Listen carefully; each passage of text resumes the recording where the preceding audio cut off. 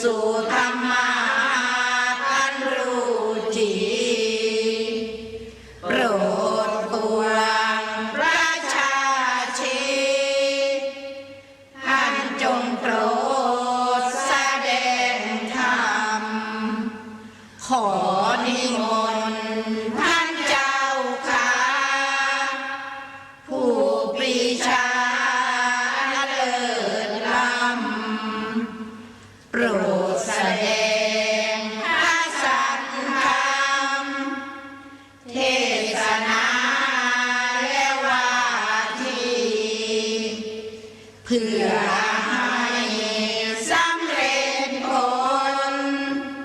แด่ปวงชนบรรดามีสู่สุขพระเสมสีสมดังเจตนาเถิดขอนิม ต่อน ไป ต์เจ้า จา ค่ะ กท่านครูบาอาจารย์หลวงปู่หลวงตาลูกพระลูกเนรฤาษีทั้งหลายทำไม่เสียเวลาอีกวันหนึ่งวันพรุ่งนี้วันก่อนนี้ก็คิดว่าจะไม่เสียเวลาแต่พอมาถึงก็มีลูกศิษย์ลูกหาคนนู้นคนนี้มาก็ต้องเสียเวลาวันนี้ก็ไม่คิดว่าจะให้เสียเวลาแต่มันก็เสียเวลาให้จงได้สำหรับไปวันนี้ก็ไม่เรื่องอันอื่นไกลดอกญาติโยมก็บอกว่าทางบ้านยางกระเดาน้ำท่วมแล้วก็ว่าเลิกเลยไปดูพวกพี่น้องที่เป็น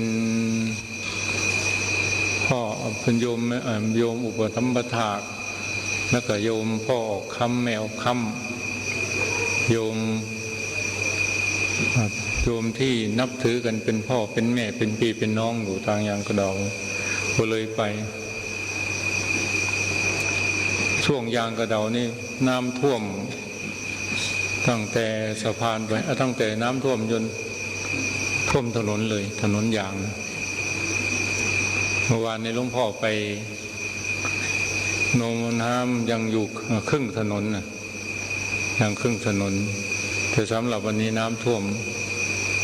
ถนนเลยสะพานเชที่ผ่านแล้วก็น้ำเกือบท่วมแต่มันท่วมพื้นนั้นท่วมแล้วแต่ว่ายังท่วมทางบนนี้ยังไม่ท่วมไปดูเหตุการณ์ทุกสิ่งทุกอย่างเรียบร้อยแล้วเลยไปอุบลไปหาเครื่องมือที่จะมาใช้ในงานในกุฏิโรงเรียนปริยัติธรรมและจะมาอุปกรณ์มาซ่อมสะพานทางเมืองอุบลก็ท่วมเหมือนกันกับปีที่แล้วเท่าเดิมมากกว่าปีที่แล้วนิดหนึ่งตกลงก็ว่าน้ำเนี่ยมันหมายความน้ำนี่มันก็ตรงไปตรงมาปีที่แล้วเคยท่วมอย่างนี้กับปีนี้ก็ท่วมอีกคือว่ามันตรงไปตรงมาทำหน้าที่ปกติทางวารินแล้วก็ตามหนทางแล้วก็มีแต่ก็เป็นตามถนนแล้วก็มีแต่พวกตูบที่อยู่อาศัยนั่นเต็มหมดแถวทางแมคโครรอบเมืองก็เหมือนกันเต็มหมดน่าสงสารปีที่แล้วก็น้ำท่วมปีนี้ก็น้ำท่วมอีกมันมาเร็วๆมันกันน้ำปีวานนี้หลวงพ่อไปมันอยู่ครึ่งถนนนะถึงจะท่วมแต่วันนี้พอดีมันมาคืนนี้ก็ไปเลยเหมือนกันน้ำท่วมที่วัดเราเนาะโอ้5-6 ทุ่มยังโมลงน้ำยังไม่ท่วมหลวงพ่อคงจะพูดไม่จริงแล้วคงจะซานเสื่อมแล้วคงปัญญาจิตคงไม่ดีคงจะซานเสื่อมแล้วที่ไหนได้นอนหลับไปยังไม่นานแป๊บเท่านั้นกระโดดลงหน้าตาไม่ทำขึ้นเร็วสำหรับวันนี้หลวงพ่อจะน้อมนำเอาธรรมะเรื่องพระยตูปฐานญาณมาบรรยายถวายความรู้เพื่อเป็นการประกอบการปฏิบัติของท่านครูบาอาจารย์หลวงปู่หลวงตาลูกพระลูกเนรลูกศิษย์ทั้งหลายสืบไป คำว่าปัทูนะพยตูปฐานญาณคือปัญญาที่ทำให้เกิดความกลัวปัญญาชนิดนี้เกิดขึ้นมาแล้ว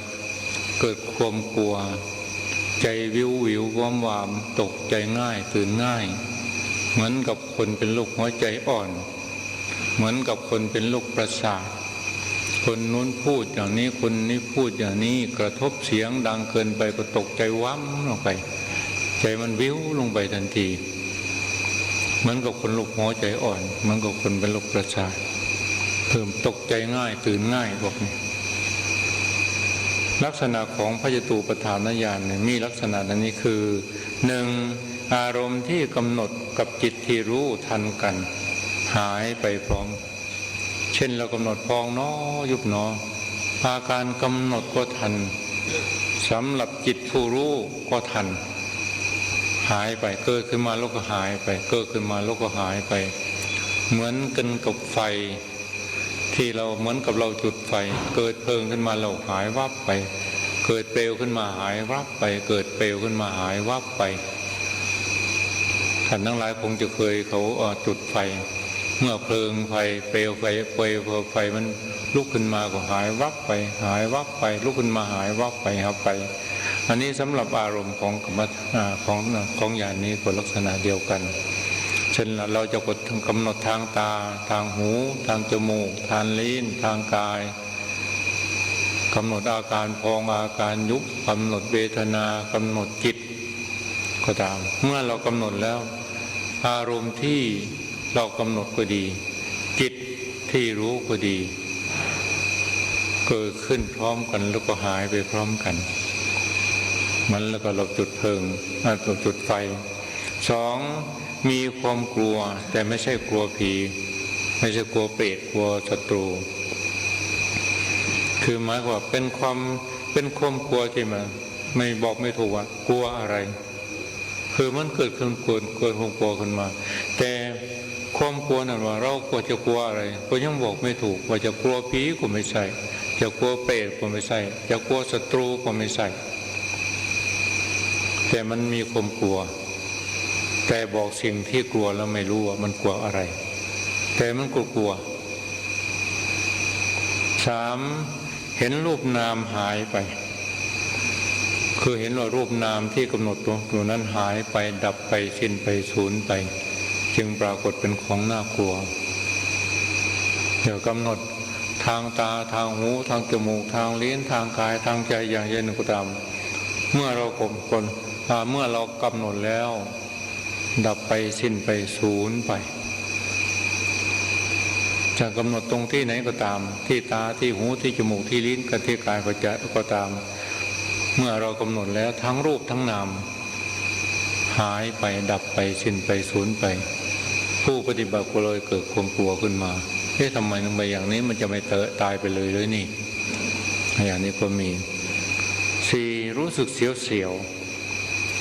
เรากำหนดพระกรรมฐานกำหนดที่นู้นกำหนดที่นี้กูรู้สึกเสียวไม่เสียวไม่ใช่ว่ามันเสียวเหมือนกันเขาเหมือนกับเสียวเท้าโลกเขาเสียวกันนะมันคนละเสียวเหมือนกับมหาตาเลขาหะพูดนิทานเอาหมดตอนเพลนนั้นนิทานก้อมหรือเลยที่นาทานน้อยที่มหาเล่าให้โยมฟังให้ครูบาอาจารย์ฟังพอคลายเครียดตอนเพลนมันคนละเสียวคือหมายเพราะว่าเรากำรูปตามแขนของเราก็ปรากฏเสียวเรากำหนดตามขาตามแข้งตามตัวก็รู้สึกเสียวเราทั้งหลายกำหนดที่ศีรษะก็ปรากฏเสียวอาการเสียวนั้นมีลักษณะอย่างไรท่านทั้งหลายก็คงเคยเจ็บไข้ได้ป่วยมาเช่นว่าเราเป็นไข้เราปวดหัวตัวร้อนเรามาลูบตามศีรษะของเราก็ปรากฏเสียวเราลูบแขนตามตัวของเราเสียวอันนี้ก็เหมือนกันสภาวะของญาณนี้ก็เหมือนกันห้าบางครั้งนึกถึงพ่อแม่ปู่ย่าตายายก็ร้องห่มร้องไห้ขึ้นมา เรานึกถึงพ่อก็ดีถึงแม่ก็ดีถึงพี่ถึงน้องถึงคนที่เคยรู้จักกันเมื่อนึกขึ้นมาก็ร้องห่มร้องไห้มีหญิงคนหนึ่งยังเป็นโสดอยู่ที่บ้านเหมือนแอ่นี่แหละเวลามาปฏิบัติอย่างนี้อาการเช่นนี้ก็เกิดขึ้นร้องห่มร้องไห้จะปลอบจะโยนอย่างไรก็ไม่เอาแต่ร้องไห้คิดถึงพ่อคิดถึงแม่น้องพ่อว่าอย่าไปเถอะอันนี้ถือว่าเป็นลักษณะอย่างหนึ่งหรือเป็นปรากฏการณ์อย่างหนึ่งเกิดขึ้นจากการเจริญวิปัสสนาภาวนาถ้าว่าเราเลิกภาวนาเท่านั้นมันก็หายเราไม่ได้กำหนดพองน้อยุบหนอนั่งเฉยๆไปเฉยๆเรื่องอาบน้ำชำระร่างกายรับประทานอาหารนั่นมันก็หายไปหรือว่าเราไปที่โน้นบ้างไปที่นี้บ้างถือว่าซื้อของที่ตลาดบ้างหรือไปเอาโน้นเอานี่ที่ร้านนั่นหรือบ้านนี้ก็ตามมันก็หายไปเขาก็ไม่เชื่อหลวงพ่อก็บอกว่ามันไปไม่นานหรอกพ้นจากสะพานนี่แหละหากว่าเราไปพ้นสะพานนี้มันก็หายแล้วสภาวะอย่างนี้แต่เขาก็ไม่เชื่อหลวงพ่อก็เลยไปแล้วค่อยกลับมาใหม่นะเลยให้ไปถึงยังไม่ถึงบ้านล่ะพ้นสะพานไปก็หายแล้วนะแล้วก็กลับมาปฏิบัติใหม่เนื้อชาติทั้งหลายสภาวะอย่างนี้เกิดขึ้นมาแล้วเมื่อเรานึกถึงพ่อแม่ปู่ย่าตายายพี่ป้าน้าอาใครก็ตามที่เราเคยรู้จักเคยเคารพใครนับถือเคยรักกันนึกถึงแล้วก็ร้องห่มร้องไห้ขึ้นมาเหมือนกับคนเป็นบ้าบางคนกลัวมากจริงๆเห็นอะไรก็กลัวชั้นที่สุดเห็นตุ่มน้ำเห็นเสาเตียงเห็นกบเห็นเขียดเห็นวัวเห็นควายเห็นอะไรก็กลัวร้องห่มร้องไห้ขึ้นมาเหมือนกับคนเป็นบ้าบางคนก็กลัวมากจริงๆคนนี้เกตเพียงแต่นึกในใจว่าน่ากลัวแต่ไม่ชั่วกลัวจริงๆเพื่ออะไรเกิดขึ้นมามันทำไมมันน่ากลัวอะไรก็ตามนั้นมันจะเกิดในลักษณะเนอะเมื่อมันเกิดมาทำไมถึงน่ากลัวแต่ไม่ใช่กลัวจริงๆแต่มันนึกกลัวขึ้นมาภาษามันเราว่านึกกลัวขึ้นมาแต่ก็ไม่ใช่กลัวจริงๆเกิดขึ้นมาแล้วก็หายไปเกิดขึ้นมาแล้วหายไปสมมติว่าเรานั่งกรรมฐานไปพองน้อยุบหนอพองน้อยุบพองดับฟุบลงไปเกิดสะพงกฟุบลงไปหรือดับวูบลงไปรู้สึกตัวขึ้นมาทำไมมันน่ากลัวอย่างนี้มันจะไม่ตายไปเลยแล้วนี่บางทีก็ไม่ยอมทำกรรมฐานคิดว่าตัวเองนี่จะตายไปเลยเมื่อมันดับมันสะพงกวูบลงไปมันดับวูบลงไปนะคิดว่ามันจะตายไปเลยสมัยก่อนหลวงพ่อก็เป็นในลักษณะนี้ก็เป็นไปเวลาปฏิบัติมันดับวูบลงไปรู้สึกตัวขึ้นมากลัวจะตายไปเลยกลัวจะไม่ฟื้นส่วนมากลักษณะอย่างนี้จะมีมากหลายหลวงปู่เช่นว่าหลวงปู่พึ่งตำบลนาแวงแววาลาปฏิบัติลักษณะอย่างนี้เกิดขึ้นมาไม่ยอมปฏิบัติที่ว่ามันเวลามันสับประงกวุบลงไปมันดับวุบลงไปนั้นกลัวว่าจะตายไปเลยต้องไปนั่งเฝ้าไปนั่งอยู่เป็นวัน2 วันสภาวะนี้ก็ผ่านไปแค่เกิดอาการกลัวต่อความเป็นไปของรูปนามอย่างแปลกประหลาดเช่นว่านั่งกรรมฐานไปบางทีเรากำหนดพองน้อยุบหนอคล้ายๆกับมีพูดผีปีศาจมันไปสิงอยู่ในท้องอกของเราไปสิงอยู่ในท้องของเราไปเสืองสงหรือสิงอยู่หน้าท้องอกของเราเวลาเรากำหนดสมมติว่ากำหนดเรารู้หนอสมมติเรากำหนดรู้ที่ตรงไหนก็ตามเรากำหนดรู้หนอนี่ตรงคอของเรามันเกิดตัวน้ำกับมันก็ปลามันก็มาดูดมันกับมีตัวมันดูดที่ตรงนั้นที่คอของเราหรือบางทีเรานึกกำหนดที่แขนมันก็มาดูดที่แขนของเราเหมือนกันกับพวกปืนพวกอะไรพวกนี้เหมือนกับพูดเหมือนกับพวกปีศาจหรือพวกผีมันดูดเลือดอย่างนี้แหละลักษณะคล้ายๆกับมันดูดเลือดกำหนดรู้มันดูดเอาเลย คิดว่าเราก็คิดว่าเป็นพูดผีปีศาจจริงๆหรือบางทีมันเหมือนกันกับพวกเปรตที่สูงครึ่งกว่ามาพึงถึงถ้าครึ่งต้นไม้ก็มีหรือครึ่งท่วมกุฏิก็มีเมื่อก่อนสมัยหลวงพ่ออยู่สมัยปฏิบัติอยู่สมัยหนึ่งเรานั่งอยู่ในกุฏิพวกเปรตนี่พวกกลัวพูดพวกผีพวกเปรตเนี่ยมันมายืนอยู่หน้าต่างช่องหน้าต่างมันปล่อยของขึ้นมา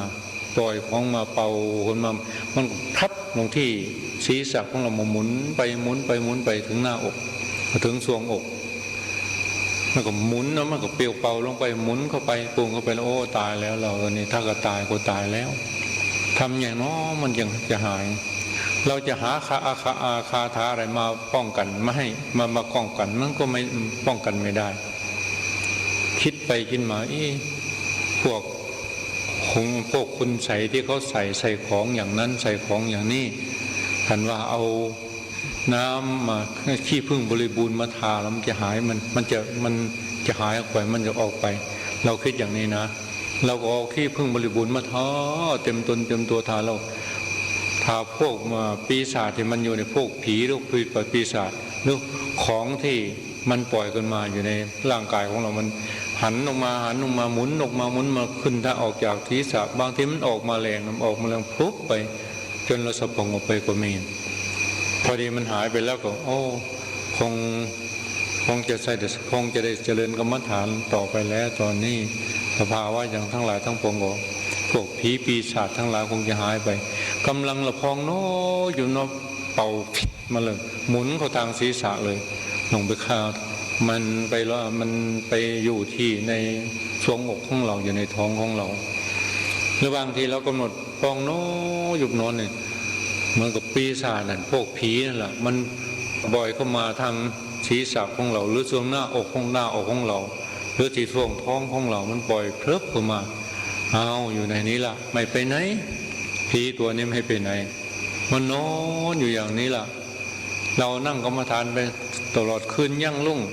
นั่งไปชั่วโมงนี้2 ชั่วโมงนี้ตัวนี้มันอยู่ตรงตัวนี้พอดีครบชั่วโมงมันหายไปตัวนี้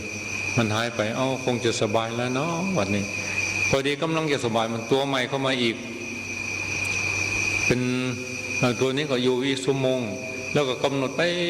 มันครบ2 ชั่วโมงแล้วก็หายไปตัวมันออกไปแล้วก็ตัวใหม่เข้ามาจนเพิ่งขึ้นยังจนสว่าง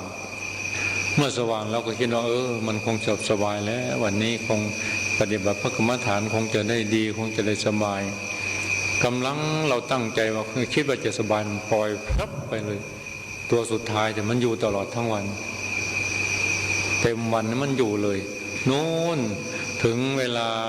6 โมงได้เวลาเหมือนกับเขาอยู่ยามนะคุณนายยามมันก็ปล่อยตัวนี้ไปตัวไหนใหม่เข้ามาอีกมันลักษณะอย่างนี้แล้วก็บางทีเหมือนกับมีเข้ามาเหมือนกับผีมาพวกปีศาจหรือพวกพูดผีที่มันสิงในร่างกายของเราเนี่ยเราคิดว่าเรามียาดีถ้ายานี่กินเข้าไปหรือเอามาถูที่ไหนมันกลัวแล้วก็ออกไปมันไม่อยู่แล้วก็เอายาชนิดนี้แหละมาถูแทนที่มันจะกลัวเวลาเราเอายาไปถูมันหายวืบมาหอมยาเรานี่ตายแล้วไปคงไปไม่รอดแล้วคงจะตายแล้วทำอย่างไรเนาะมันจะหายไปได้แต่ว่าเราก็ต้องอกตั้งใจกำหนดพอดีกำหนดว่ารู้หนอเท่านั้นคือปัญญานี่มันเวลาถึงได้ที่แล้วมันยังเกิดนะทั้งที่ว่าอย่างไรเราจะกำหนดอยู่ตลอดเวลาแต่มันก็มีช่วงพลาดให้ได้คือมันได้อยู่ที่สภาวะเรากำหนดรู้หนอผี9 ตัว10 ตัวหรือเป็นร้อยตัวที่อยู่ในท้องของเราอยู่ในหน้าอกของเรามันหายปุ๊บไปพอเรารู้ได้จิตได้จิตเจ้ายุตัวเองให้กลัวแล้วก็เจ้าก็กลัวเอง เจ้านึกแต่เรื่องให้กลัวเจ้าสร้างภาพสร้างพจน์สร้างเรื่องขึ้นมาแล้วอย่ากลัวเองนี่มันเป็นอย่างนี้ท่านทั้งหลายนี่ลักษณะที่ว่ามันเกิดขึ้นแล้วทำให้เกิดอาการกลัวขึ้นมาบางทีเรามองดูต้นไม้ไทรคานำต้นไม้เหมือนกับพูดผีปีศาจเป็นร้อยๆตัวเป็นพันๆตัวมันปีนป่ายอยู่ตามอันนั้นตามนั้นต้นไม้เนี่ยเป็นต้นไม้กลางวันมันก็นอลอยเข่งพ่วงเพ่นพ่านอยู่ตามบนตัวตามปลายไม้จะเดินไปออกกุฏิไปก็ไม่กล้าเข้าไปไม่กล้าไปกลัวมันถึงขนาดนั้นนะแล้วบางทีเรากำหนดฟองน้อยุบหนอยันเหมือนกันกับพวกจิ้งจกเป็นหมื่นๆตัวจับอยู่ต้นที่ต้นไม้ต้นนั้นบ้างต้นนี้มาต้นละ100 200มันจับอยู่เวลากำหนดฟองน้อยุบหนอมันร้องขึ้นมาจิบจับขึ้นมามันมาร้องสมนันเป็นหมดทั้งหมดเหมือนกับว่ามันมีตนมีตัวจริงๆแต่ว่าเราก็กางกดไว้แหละเราฟองน้อยุบหนอรู้หนอไปเรื่อยๆเวลาจิตใจของเราใกล้ๆสงบแล้วจิ้งจกมันเอาแล้วตัวนักกดที่กดโคจับขึ้นมาโอ้ยมันอยู่อย่างไรเนาะเราก็ลุกขึ้นไปดูมันมีกี่ตัววะเป็นดูตัวนั่นไปดูตัวนี้ไปดูแล้วก็มาเห็นเวลามันร้องอยู่ตามต้นไม้หลายพันตัวแล้วก็ไปดูแต่ไปดูแล้วมันก็ไม่เห็นมันอะไรกันคือนิสัยของหลวงพ่อก็มีชอบค้นคว้าอะไรเกิดขึ้นมาเราก็ชอบค้นคว้าแต่ลักษณะอย่างนี้ก็ถือว่าเป็นลักษณะที่น่ากลัวบางทีเราเนาะนั่งกรรมฐานอยู่ใกล้จิตสงบมันใกล้จิตสงบเลี้ยงใบใกล้สงบมันตบมาเลยตบโต๊ะบูชาหรือพื้นที่เราเหยียบรองเท้าที่เราเหยียบมันตบขึ้นมาตับขึ้นมาเราก็มือลืมตาขึ้นมาเรานั่งกรรมฐานไปเมื่อถึงมันจิตใจของเราดิ่งลงไปเนี่ยมันตกขึ้นมาอีกบางทีก็ตกที่โต๊ะบูชาบางทีก็ตกที่เช็ดเท้าของเราแต่ขณะที่มันตกอยู่นั้นเราไม่รู้นะมันตกที่ไหนแต่เราคำนวณว่าอาจจะเป็นที่นั้นอันนี้มันแต่ว่าไม่รู้มันตกที่แต่ที่จริงไม่รู้ตกที่ไหนแต่ว่าจิตใจของเราจะสงบมันตกปั๊บขึ้นมาไม่ใช่ธรรมดาเลยท่านเป็นอาทิตย์นะลักษณะอย่างนี้เป็นอาทิตย์เหมือนกันตกลงเราแก้ปัญหาไม่ได้นั่งย่อนเท้าลืมตาทีนั่งย่อนเท้าก็ลืมตาพองน้อชุบน้อพองน้อไปเรื่อยๆเมื่อปัญญาแก่กล้าขึ้นมามันรู้ทันทั้งหลายนั้นมันตกแป๊บขึ้นมาเราก็รู้ทันทีใจมันรู้ทันทีโอ้จิตจิตเจ้าก็หลอกตัวเองเจ้าก็กลัวตัวเองมันสับปรับทันทั้งหลายคือจิตนั่นแหละสิ่งที่เกิดขึ้นคือจิตนั่นแหละเป็นตัวหลอกแล้วก็จิตตัวนั้นแหละเป็นตัวกลัวเนี่ยมันทำมันชัดเจนนะจิตหลอกเองแล้วก็กลัวเองบางทีเรานั่งกรรมฐานอยู่นั่งไปพองน้อยุบหนอขึ้นมามันมาเคาะข้างฝาของเราข้างกุฏิข้างกุฏิของเรามันมาเคาะประตูเราหรือข้างฝาของเราเราก็เดินไปดูมันก็เดินไปเห็นเราเห็นเดินนะเดินไปก็ตามไปมันเดินไปแล้วก็ตามไปมันล้อมกุฏินั่นแหละล้อมกุฏิที่เราอยู่นั่นมันเดินไปก็ล้อมไปก่อนไปมันก็เดินไปแล้วก็เดินไปเดินตามกันไปเลยตายกันไปเว้ยบางทีก็เห็นรูปเห็นร่างบางทีก็ไม่เห็นเราก็เดินไปพอดีสักพักหนึ่งมันก็หัวบางทีมันก็เบ่งลมขึ้นมาบางทีมันก็หัวขึ้นมาหัวคือขึ้นมาเราก็รู้ทันจิตเจ้าหลอกตัวเองเจ้าก็กลัวเองนี่เมื่อมันปัญญาแก่กล้ามันรู้เลยนะว่าลักษณะอย่างนี้ไม่ใช่พูดผีปีศาจจิตมันสร้างขึ้นมาเองแล้วก็กลัวเองบางทีเรานั่งอยู่ข้างบนแคร่เรานั่งอยู่บนแคร่พองน้อยุบหนออยู่บนแคร่ เหมือนกันกับมีพวกตัวสัตว์ที่ตัวหลุดร้ายสำหรับพวกหมูบ้าหรือหมาบ้านี่มันมาหรือว่าพูดผีปีศาจมันจะมาหลอกมาหลอนเราก็ให้พระลูกศิษย์ลูกหาว่าข้างนี้นอน2 คนข้างนี้นอน2 คนข้างนี้นอน2 คนกำหนดไปคิดว่ามันจะช่วยไม่ให้กลัวแต่ผลสุดท้ายเรานั่งไปเหมือนกันกับพวกนั้นมันมาพลิกแค่ของเรามาพลิกเตียงของเราไปคว่ำไปแต่เมื่อเราลืมตาขึ้นมาก็นั่งอยู่เฉยๆอันนี้ท่านลักษณะอย่างนี้ท่านทั้งหลายนะว่าจิตใจของเราไม่เข้มแข็งพอทีก็ไม่สามารถที่จะผ่านพ้นไปได้แล้วบางทีเรานั่งกรรมฐานอยู่มันสั่นขึ้นมาอาการของสั่นขึ้นมาเหมือนกับเราปลุกคาถาเหมือนกับเราลงธรรมมันก็เขาลงธรรมแล้วปลุกคาถาหรืออะไรที่เขาทรงกันนะลักษณะอย่างนี้ท่านทั้งหลายเมื่อสภาวะแก่กล้าแล้วเรากำหนดทันปัจจุบันแล้วก็หายไปเองคือมันลักษณะอย่างนี้มันจะเกิดความกลัวโดยที่หาสาเหตุอะไรเกี่ยวกับตนเองไม่ได้เหมือนกับเราเดินไปในป่าสัตว์บังเอิญไปเห็นพบสิงโตพบเสือพบงูพิษขึ้นมาโดยบังเอิญปกติเมื่อเราก็ทุกข์เกิดความกลัวคนลุกขนสั่นขึ้นมา9รูปนามแสดงลักษณะอันน่ากลัวเช่นบางครั้งเรานั่งกรรมฐานอยู่ข้างมันจะร้อนตัวเหมือนกาตำตัวร้อนเหมือนกับคังไฟบางทีทั้งร้อนทั้งเย็นทางหน้าอกมันร้อนแต่ทางข้างท่าด้านหลังมันเย็นบางทีข้างศีรษะของเรามันร้อนแต่ร่างกายมันเย็นบางทีร่างกายร้อนแต่ว่าศีรษะมันเย็นมันลักษณะอย่างนี้มันทำให้เกิดอาการกลัวขึ้นมาผู้ปฏิบัติเห็นอยู่ว่ารูปนามปัจจุบันที่เป็นรูปนามที่เป็นปัจจุบันก็ดีรูปนามที่เป็นอนาคตก็ดีเกิดดับอยู่ตลอดเวลาอุปมาเหมือนกันกับผู้หญิงคนหนึ่งมีบุตร3 คนตายไปแล้ว2 คนอีกคนหนึ่งยังตายคามืออยู่อุปมาเหมือนกันกับผู้ปฏิบัติการที่สตรีคนนั้นเห็นลูกของตนตายไปแล้ว2 คนก็เหมือนกันกับเราเห็นความดับมันแบบเหมือนกับความดับการที่